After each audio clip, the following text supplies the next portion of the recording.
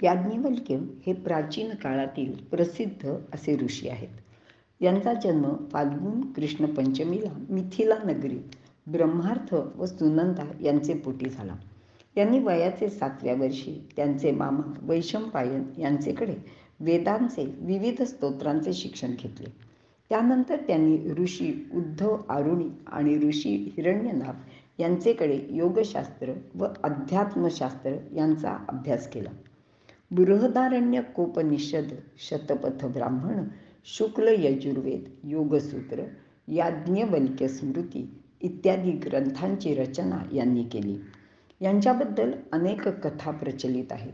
पैकी एक अशी आहे की एकदा राजा जनकाचे यज्ञाचे वेळी त्यांचे मामा व गुरु वैशंपायन यांचे यजुर्वेदातील काही सूत्र म्हणण्याबाबत मतभेद झाले.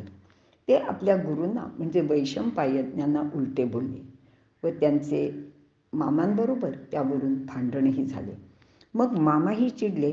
ते म्हणाले, माझ्याकडून तू विद्या घेतलीस आणि मलाच शिकवतोस. मी शिकवलेली सर्व विद्या तू मला परत दे. तेव्हा असे सांगतात की याज्ञवल्क्यांनी वमन करून ती विद्या देऊन टाकली. म्हणजे कदाचित त्यांनी शिकवलेल्या गोष्टीचा आपल्या आयुष्यात पुन्हा कधी उपयोग केला नसेल. जणू ती विद्या ते शिकलेच नव्हते अशाप्रमाणे ते तेथून पुढे वागले. आणि मग मात्र त्यांनी स्वतंत्रपणे यजुर्वेदाची नव्याने रचना केली. त्याला शुक्ल यजुर्वेद असे म्हणतात. तर त्या आधीच्या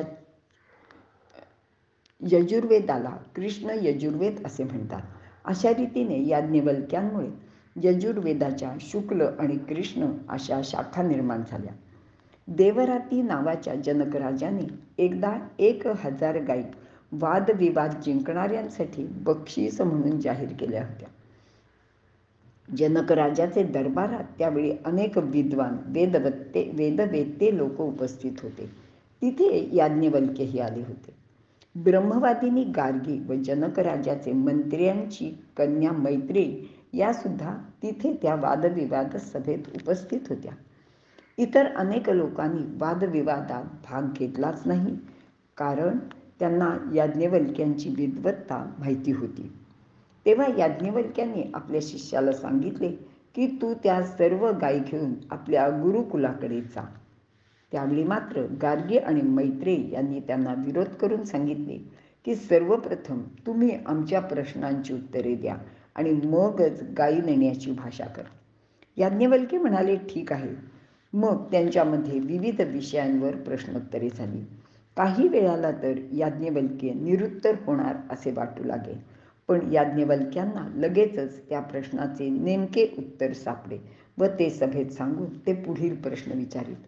असे करता करता गार्गीचे सर्व प्रश्न संपले. तिच्या सर्व शंकांचे निरसन याज्ञवल्क्यांनी केले आणि ती स्पर्धा जिंकली.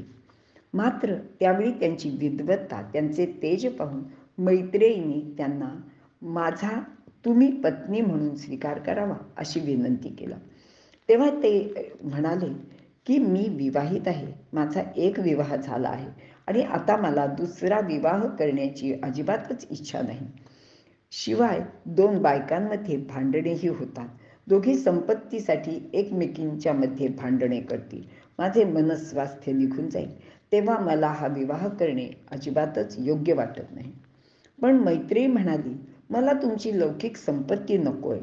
मला फक्त ज्ञान हवे आहे, जे मला मोक्ष मिळवून देईल. यासाठी मी तुमची पत्नी होऊ इच्छिते. मग राजा जनकाने पण मैत्रेयीची विनंती मान्य करावी असे याज्ञवल्क्यांना सांगितले.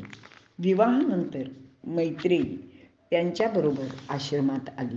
तिने तिथे स्वतंत्रपणे राहून एका गुरुकुलाची जबाबदारी घेतली. अनेक वर्ष दोघांनी ज्ञानदानाचे कार्य केले आणि एके दिवशी याज्ञवल्क्य म्हणाले की मी आता ब्रह्मप्राप्तीसाठी संन्यास घेणार आहे. तेव्हा ही सर्व संपत्ती मी तुम्हाला दोघींना समान वाटणी करून देतो. पुन्हा एकदा त्यांना मैत्रेयींनी तेच सांगितले की जे विवाहाचे आधी सांगितले होते. ती म्हणाली, मला ही तुमची ऐहिक संपत्ती नको आणि मला पण तुमच्याबरोबर यायचे आहे. तुम्ही मला ब्रह्मप्राप्तीचे ज्ञान देणार आहात.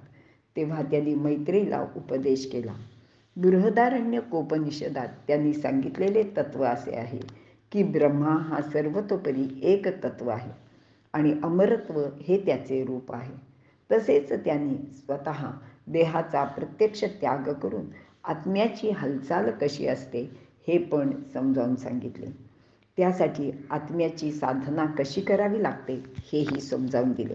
योग्य त्या तपस्साधनेने हे ब्रह्मत्व हस्तगत होते.